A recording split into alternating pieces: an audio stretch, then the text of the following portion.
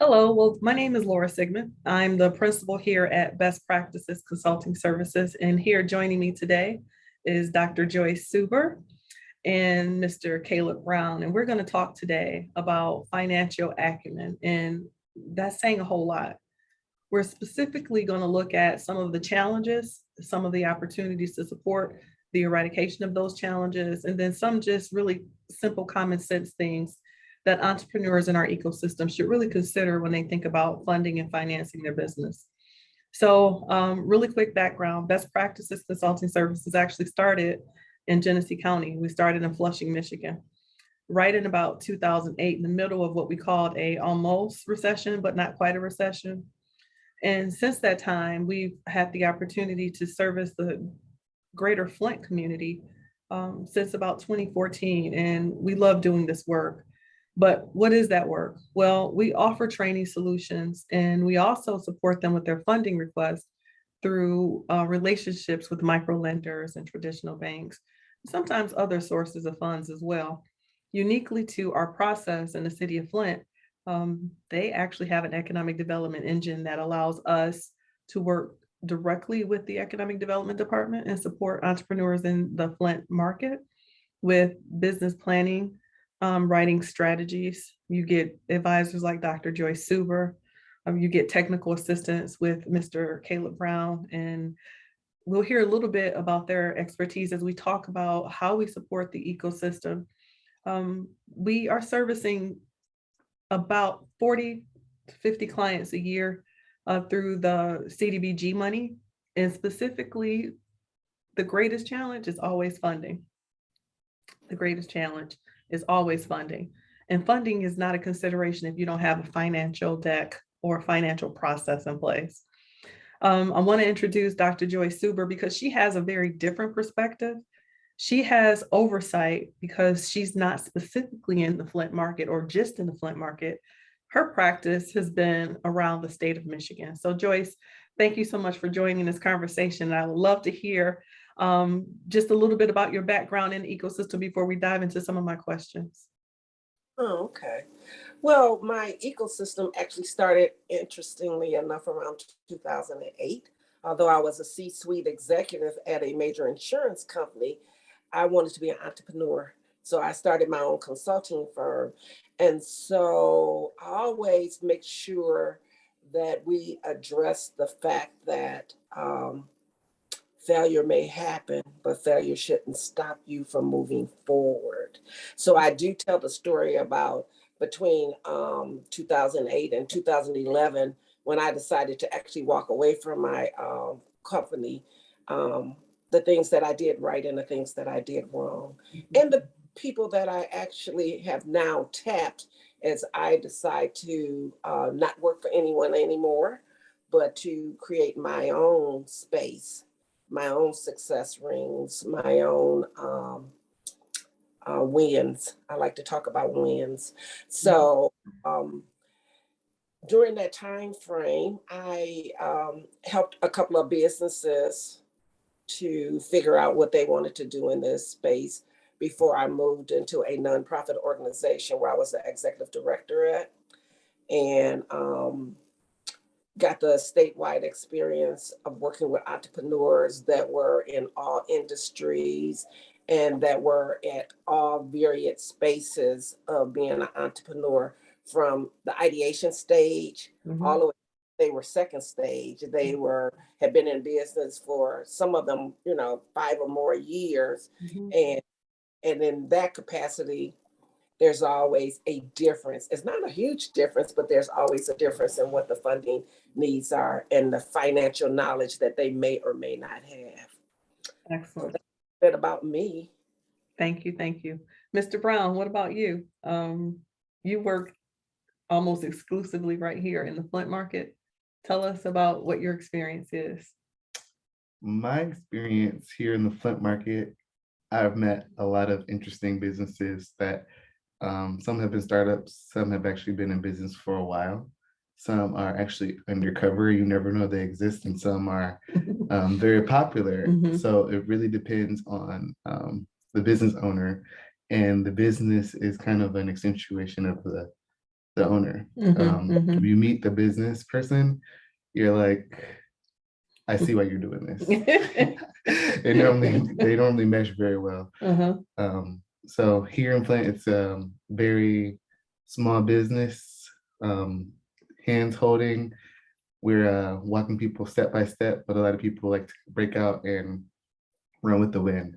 So we get a lot of people who are here to stay, and we hope they make it to the next step. Fabulous. Wonderful. The purpose of our, go Before we ahead. move, can I say something about, my statewide focus? Sure.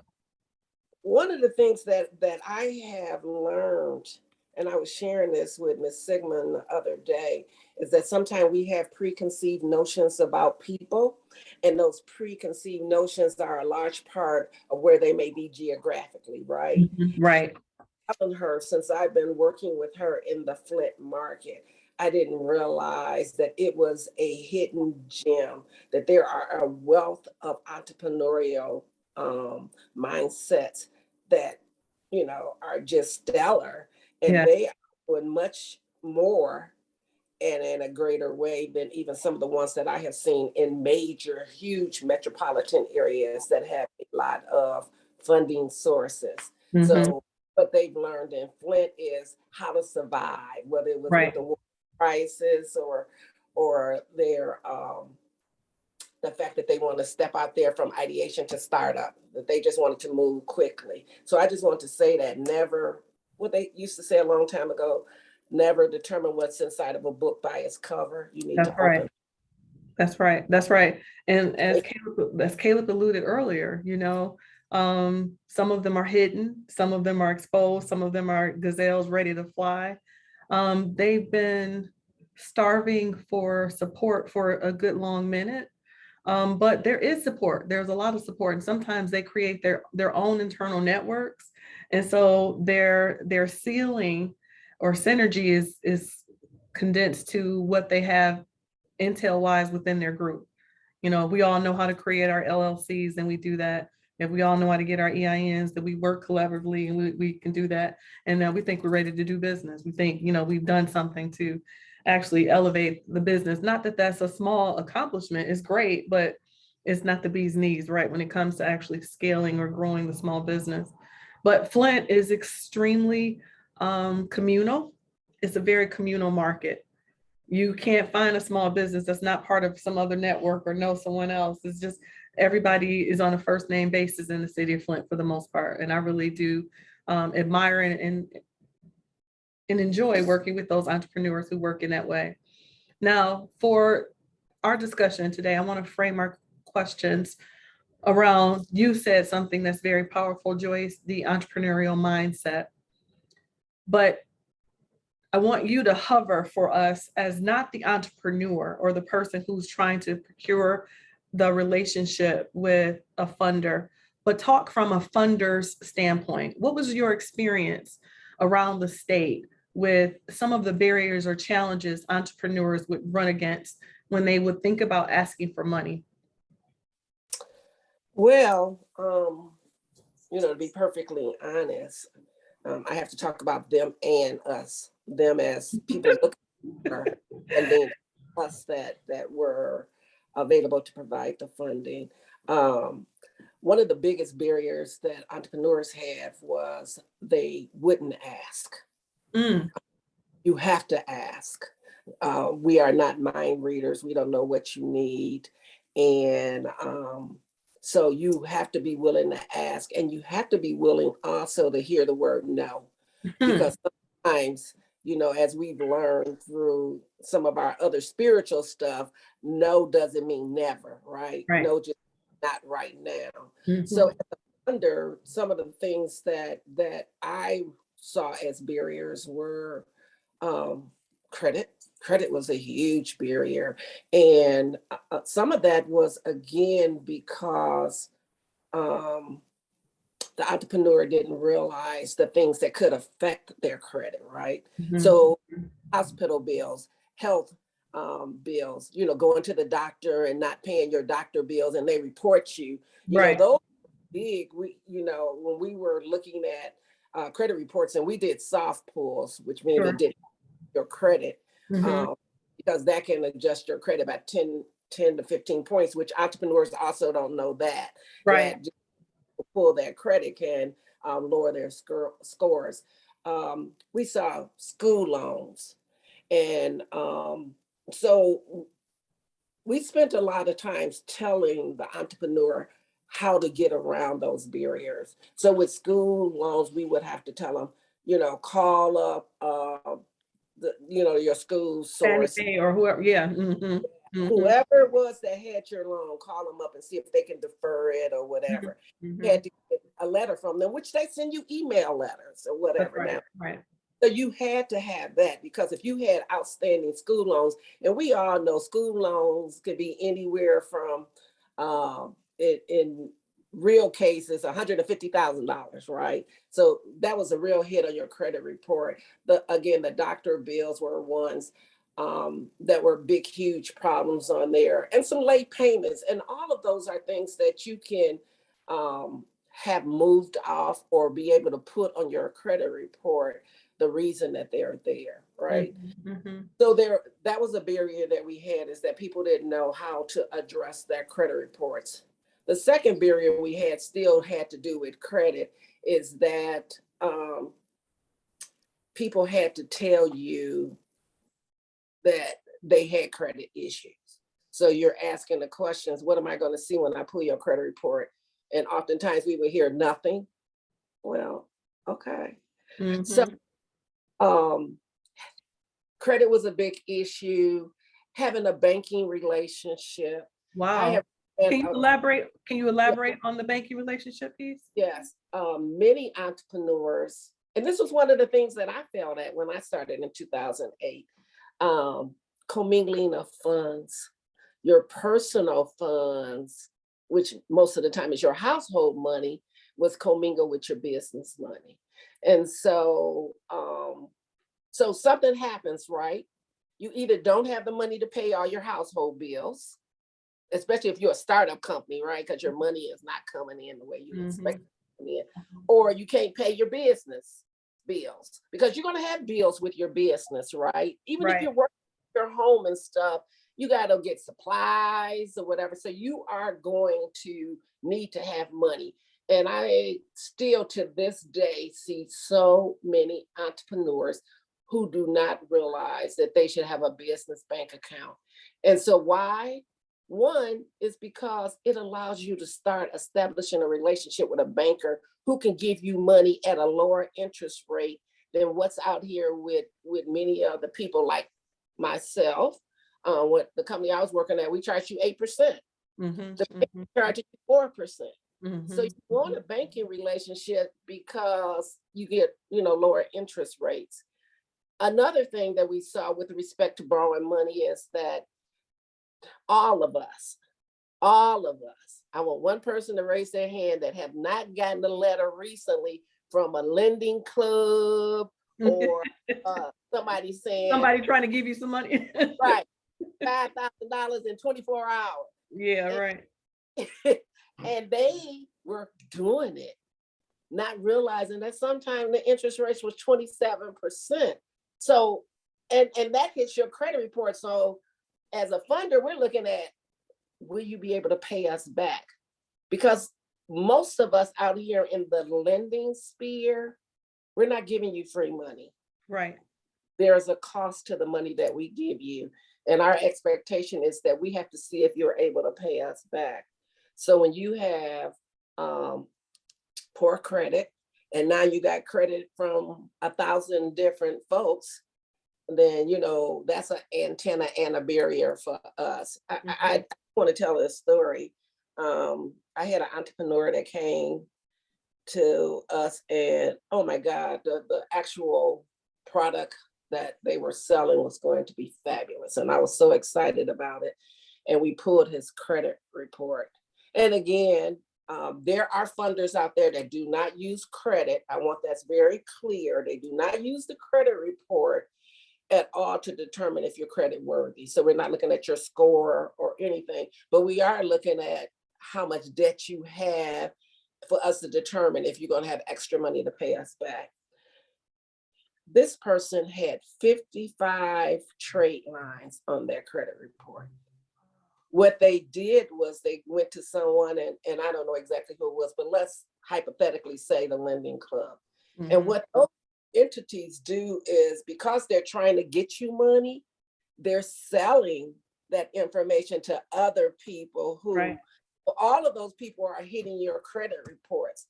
So the credit score was really downward. Because remember, I told you, every time somebody hits your credit report, 10 to unless 15, yeah. pool, it's a 10 to 15. This Mhm. person's credit score was 340. I honestly I didn't know it could go that low. I didn't know it could go that low. That's exactly what I said to the entrepreneur. I didn't know credit scores can go under 500. Yeah, right. But they can. So we need to be cognizant of that too. And I recommend to everybody, pull your credit report. You can pull them for free. Pull your credit report and look and see if there's items on it that you can take out. Because again, a funder may not decline you because your scores are low, but they're going to decline you because it looked like you don't have the capacity to pay. Because now you got 55 potential people who could Get in line to collect. with an inquiry. We don't know if they said yes or no. Right. When we're Right. for at least 90 days, we don't know if that's a loan or not. We just know that 55 inquiries on here. So you probably got the potential for have 55 credit cards. In bullet points, Dr. Suber, you gave us credit being a huge obstacle and barrier. Give me maybe two more things that could be possible challenges that are seen from the funder's perspective. So another one is business plans. Mm. And this is a little bit of a pet peeve with me. And I actually think that's how you and I met, Ms. Sigmund, is that the entrepreneur does not know what's in their business plan.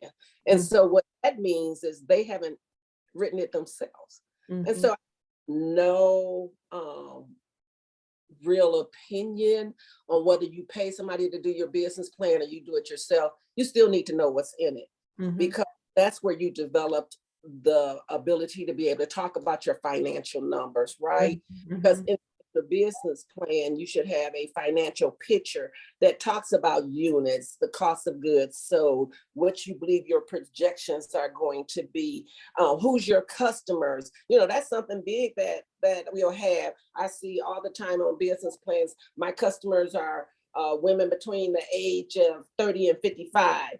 So my question is, well, you don't sell to women that's 65, you don't sell to women that's 70, you don't sell to women that's 22, you know, so, you know, be prepared to answer those questions. Defend it, that's right. Yeah, to defend your business plan, because, and the only way you can defend your business plan is that you know what's in it, right? Right. That's one of them. And the other one is, sometimes, as Mr. Brown will share with you when he deals with those in the ideation stage, they have the passion, and we have to see the passion. We love the passion, but that passion has to show that it's real for you. And one of the ways it's real for you is that you come in and you have pen and paper right now. These are all the brainstorming ideas I had, because that lets me know that this is important to you. This is real. You thought about this. It wasn't just, oh, I'm a good baker. I'm baking brownies and I want to sell my brownies to everybody. I know I'm a good baker because I'm selling my brownies, and I know that last month I sold 55 to the people at the Chrysler plant or whatever. Be able to tell us why you know you got a product that will sell. Because I don't know, I can cook, I can't bake, so I can't tell you anything, but I can ask you the questions that will help me understand what baking means to you. And the last point, so we talked about funding, and we talked about the business plan, and of course having passion. The last point I have is that you have to be coachable. You have to be coachable. Explain that, Joyce. So one of the things that we have is that sometimes we, and us now, because remember, we're trainers, right? So some of the things we have is that we want to help you tailor your vision. You've written your vision down, and it's very, very important to you. And we can see it, but we also can see the gaps inside of your vision, right? So, as you're talking about your vision, just like anybody else, we're writing down, well, what about this and what about that and what about this? You cannot be so sold on your ideas that nobody else's point of view can fit into your ideas, because there are going to be things that you didn't consider, or you might consider it tomorrow, or we told you about it, you say, I hadn't thought about that. I need to go back and think about that. You have to be coachable. You have to be open to other people's point of view. You have to be open to other people's experience. Here at Best Practices, they got a wealth of experience. Why would you not want that? It saves you from hitting the ground harder, because as an entrepreneur, you may fall. Remember, I told you when I started in 2008, I actually had a great business. I had a lot of customers, but I wasn't making any money because I didn't know how to price.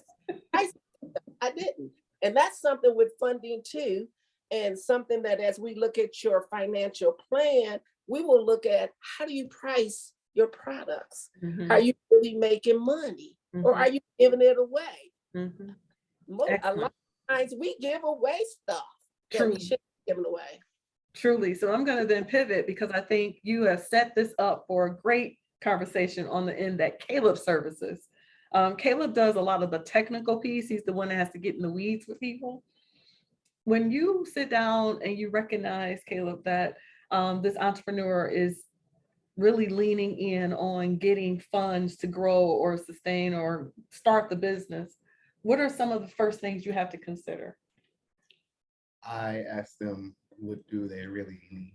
Not what you want, but what do you really need? Okay. And then if they're going into it thinking that they're going to need funding, I think you might need funding to expand, but you won't need funding to start. Explain. Help me. You can start with nothing. It'll probably make you work a little harder, but if you are thinking that you need funding to start, how is someone going to give you money to start when you haven't even begun? You have no money. Right. How are you going to pay it back if you have no clients?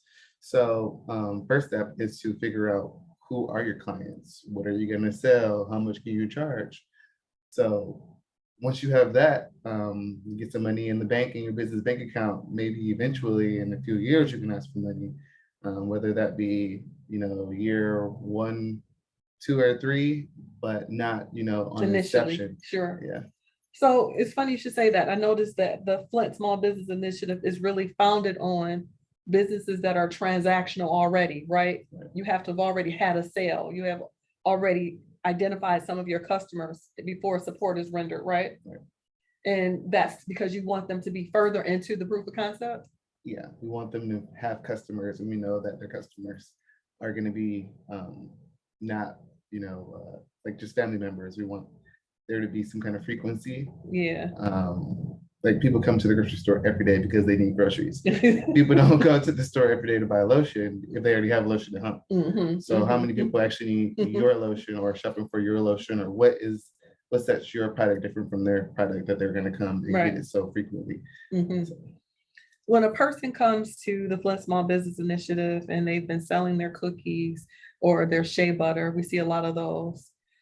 We see a lot of product-based clients. This is a maker space, in the city of Flint is a maker space, Dr. Sue. Lots of people who have a tangible product to deliver to the marketplace, and very right. So when you see that, and this is my shea butter, what do you have to do to break that down for them? What do you do in the technical capacity to get them to understanding if they should price something differently, if they should ask for funding? What are some of the things you have to go through? Well, I think the first thing, be a personal financial statement, so they know how much they actually need in their personal life. And then once they go through and find out, what do you actually have to bring to the table? What can you put into your business? Then you will know what you have, what you find out what those expenses are to the needs to get your business started. And then once you get that, I think you can figure out the pricing structure of your business, whether that's going to be, on the high or low, how you're gonna scale it. When you, one of the things I think that really sets the Flint Small Business Initiative apart from others who are in the ecosystem, be it collegiate bodies offering support or other practitioners or lenders in the space, is the seed capital. How does that work in the training program, helping them get to understanding their financial position? Normally we do a financial breakdown. So what we do is it does involve the cost of goods, but before that, it's going to involve anything that's going to be on their startup. So whether it's acquiring a building, the equipment, inventory, all those things before they get to actually pricing a product, Mhm, because they have a lot of overhead expenses before they can actually put their product into the market. mhm, And then once they find out all those expenses, they can find out how much it is going to be for their product. And then later on, they figure out how to price their product versus their competition. If there's already someone in the competitive sphere, figure out what the price difference is going to be between your product and their product. If there's no one in the price category, what can you charge for it? mhm. So, But you offer some seed support, right? You'll help them with inventory? we help with inventory, maybe facility rental, insurance, not any durable equipment goods, more like things that would be able to sustain the business. Like if we get you a printer, we wouldn't be able to get you a printer, but we got you a printer, well, printer still takes ink. And printer only has so much of a life cycle, but having that building rent for the month, you can make that many more sales to Mhm, sustain yourself on for the rest of the time. mhm. So you could very well fund their marketing expenses, their accounting expenses, Yeah. but So you will buy inventory? we do inventory, we do marketing help, we do inventory help. Marketing can be video production, photo production, flyers, magazines. It's really all what's best for your product. So if you're a printing company, maybe you like some nice flyers or something to give out to other companies, small businesses that might need printing services.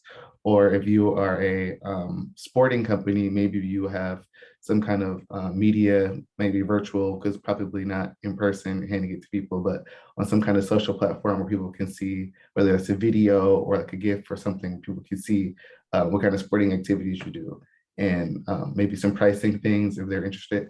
So things that are quick to catch people's attention and that they'll know that, oh, if I'm really interested, I'm going to go and inquire about it, not just scroll past the page. I really like the platform. I really think giving them a soft landing with a proof of concept support, right? You got your shea butter or, whatever the special service is or product that you offer. The fact that the program is willing to front some of the costs, right? So that they can get a better assessment as to whether or not it's market traction. Mhm. And if you are, what Joyce said earlier, coachable, right? Mhm. Because it's practice money, right? Yes. It's practice money. The seed money is to do two things. It's to remove the barrier because you may not have had access to that, to get that, or to diminish something from your household budget to buy this, to exploit your business opportunities Mhm. further first, but then secondarily to actually put you on Front Street. Can you sell this? Will people buy it? Right? That's really the bottom line. And in our frame of financial acumen, financial just education, this is that proof in the pudding type of conversation, right? It's not, here's a checklist and you go and do these things. We're actually trying to see whether or not you understand and have the capability to do what it is you profess you can do. Because people forget that the tactical part, the technician part, doesn't make you a business owner, right, Joyce? Yeah.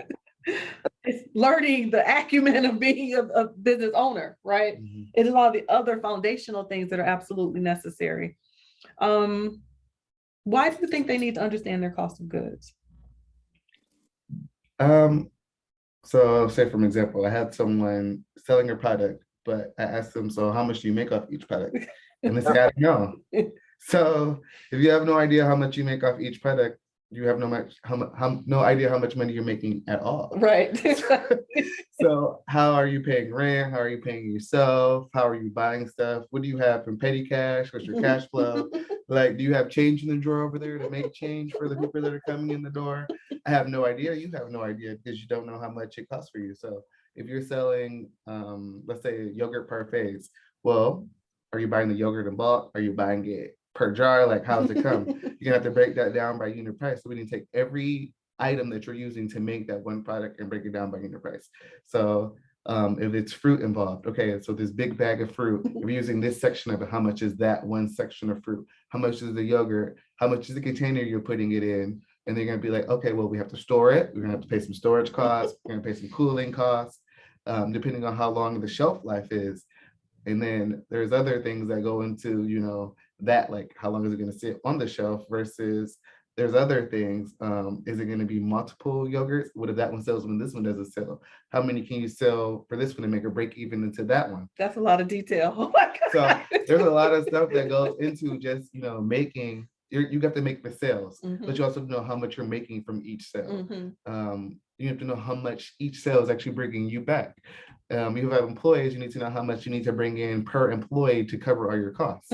So there's a lot of things that go into just knowing the few cents of each item that you sell or product or service costs you or what you provide to others. That's fabulous. That's a lot of detail. And I'm glad you've got the temperament to handle such a thing, because if they were to come to me, Joyce, I think I'm a little bit long in the tooth. I'd expect certain people to know these things already, but I think that's why the Flint Small Business Initiative exists, right? Is to actually meet them where they are, to actually pull back the layers and help to support. Where we have Dr. Super who can sort of like hover and give some direction, you still need somebody in the hand holding space.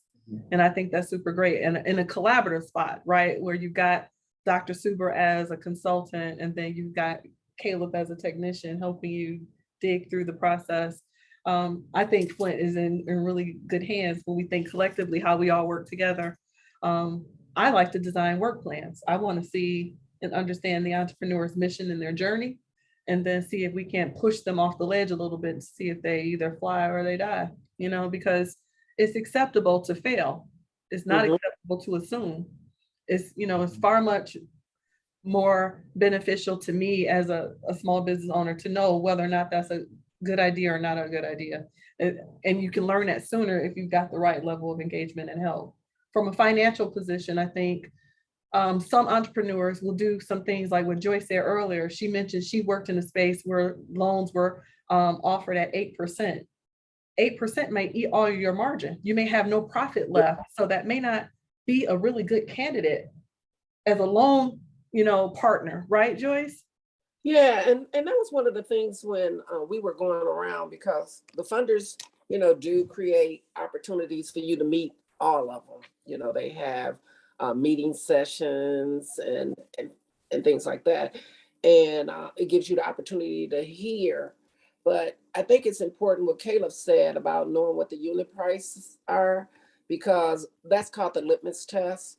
And if you know what one unit costs you, then you can help determine what the selling price should be, so you at least can break even. But we don't really want to break even, right? We want to make profit. We want to make money. Start off knowing what all of that is, and it helps you determine, where I go from there. And so you have to be coachable, because, finances are numbers, right? And numbers are in everything, but many of us shy away from numbers, right?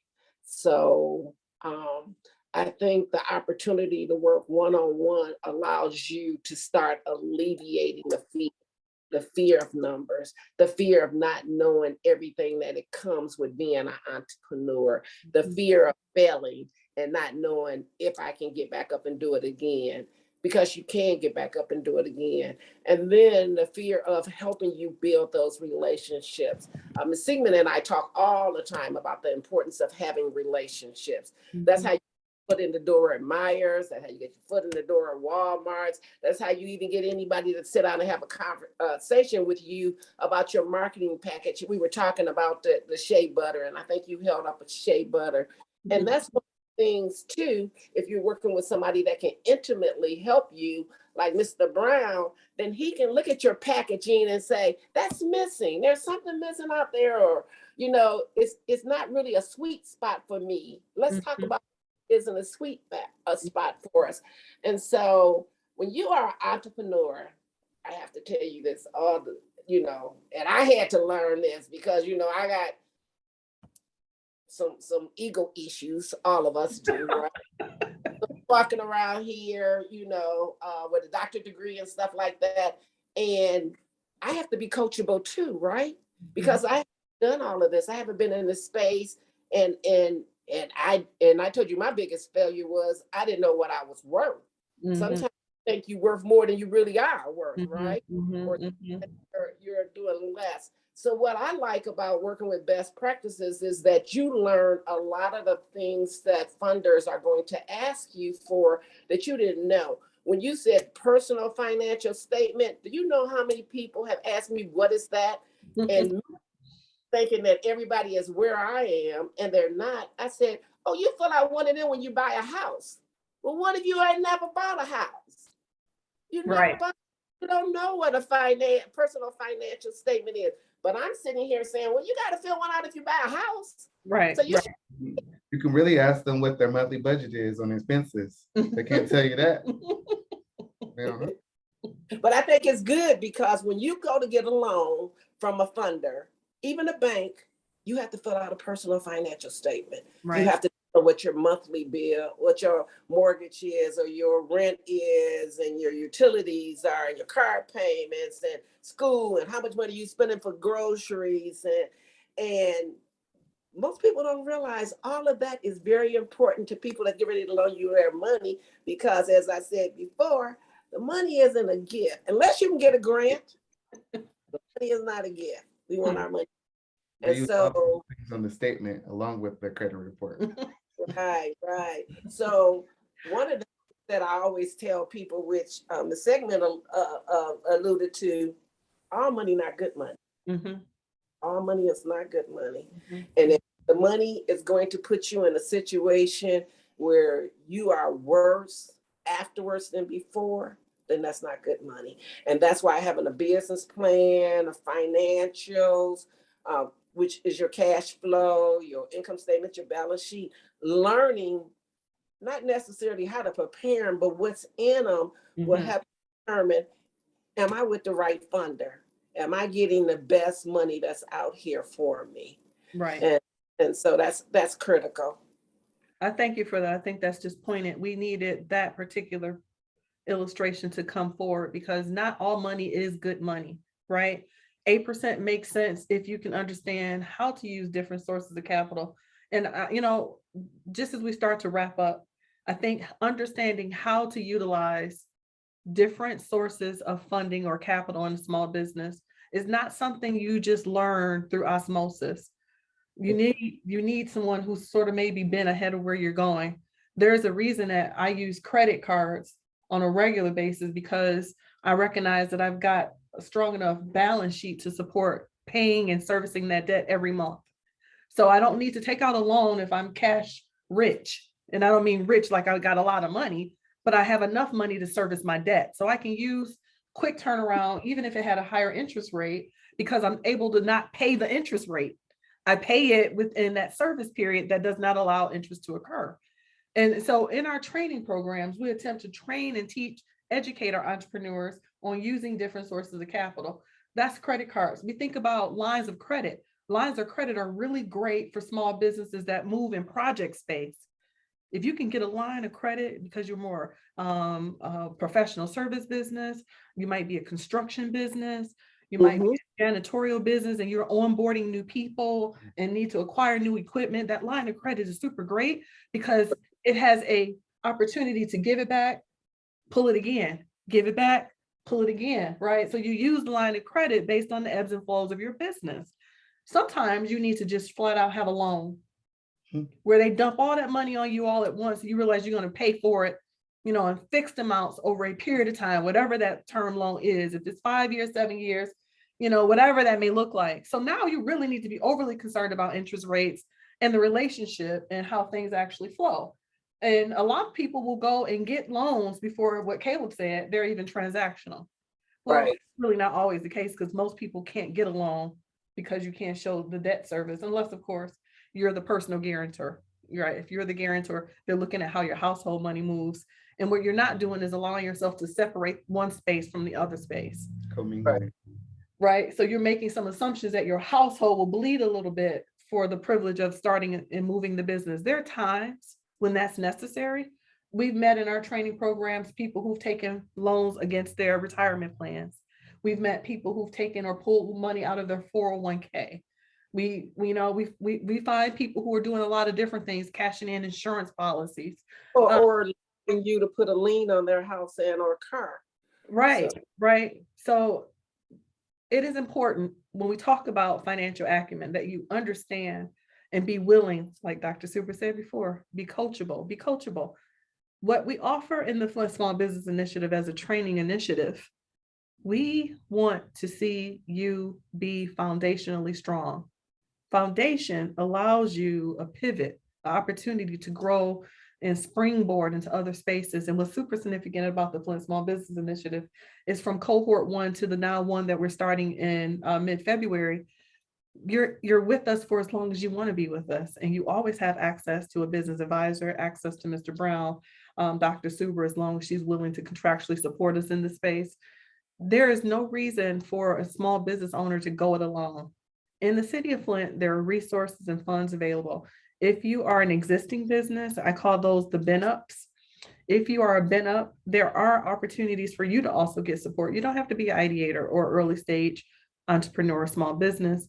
We actually have the opportunity to support you regardless of what stage of business you're actually in. So I'm going to close with giving you a few 5 points that I think you can look forward to in our very next discussion. I think we're going to use a couple case studies and we're going to present the problem and then offer viable solutions with how we would attack your problem. So if you're reviewing this recording and you feel that there's something in it that resonates with you and you feel like your small business could use the support that comes from this illustration, I'm going to ask you to reach out to us to the Flint Small Business